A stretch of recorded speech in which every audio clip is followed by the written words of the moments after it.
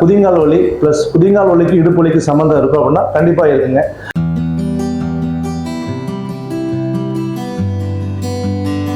பொதுவாக வந்து லேடிஸ் வந்து ஹை ஹீல்ஸ் யூஸ் பண்ணுறாங்க, இல்லைன்னா மொத்தம் ஹார்டான செப்பல்ஸ், அதாவது வந்து ரொம்ப ஹார்டான செப்பல், வந்து மொத்தமான செப்பல் யூஸ் பண்ணுறதுனாலையும் அந்த வலி வந்து குதிங்கால் வலி வந்து பேக் பெயின் ஆகிறதுக்கு வாய்ப்பு இருக்குது. எப்படி அப்படின்னு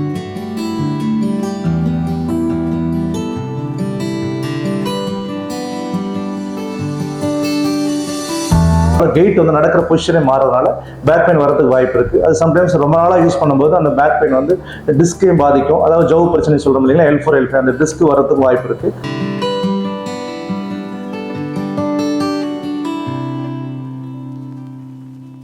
வணக்கங்க, நான் டாக்டர் பாலமுருகன். இன்னைக்கு பதில் என்ன பார்க்குறோம் அப்படின்னா, குதிங்கால் வலி ப்ளஸ் குதிங்கால் வலிக்கு இடுப்பு வலிக்கு சம்மந்தம் இருக்கும் அப்படின்னா கண்டிப்பாக இருக்குங்க.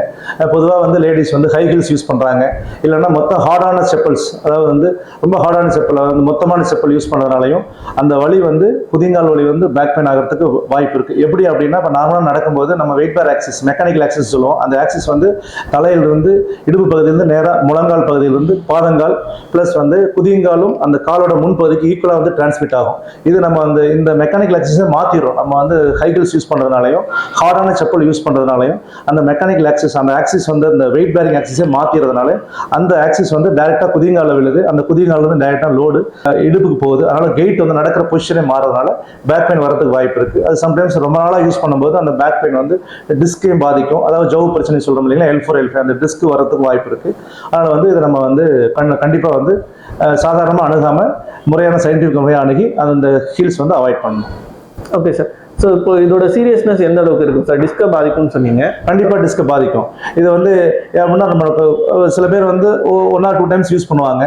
பட் கண்டினியூஸாக ரெகுலராக யூஸ் பண்ணும்போது அந்த ஸ்ட்ரெயின் வந்து லோடு வந்து ஃபுல்லாக டிஸ்க்கு போகும்போது, இப்போ நார்மலாக வந்து மசில்ஸ் தசைகளாக இருக்குது, அந்த ஸ்ட்ரெயின் எடுத்துக்கும். அந்த ஸ்ட்ரெயினையும் தாண்டி நம்ம போனுக்கு போகுது அப்படின்னா அந்த டிஸ்க் வந்து தேய்மானமாகும்.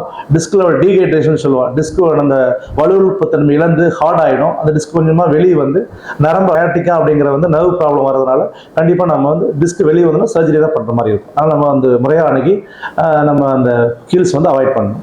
ஓகே, ஒரு ப்ராப்பரான ஃபுட்வேர் இல்லைன்னா அது சர்ஜரி வரைக்கும் கொண்டு போய் கண்டிப்பாக வாய்ப்பு இருக்குங்க. ஓகே.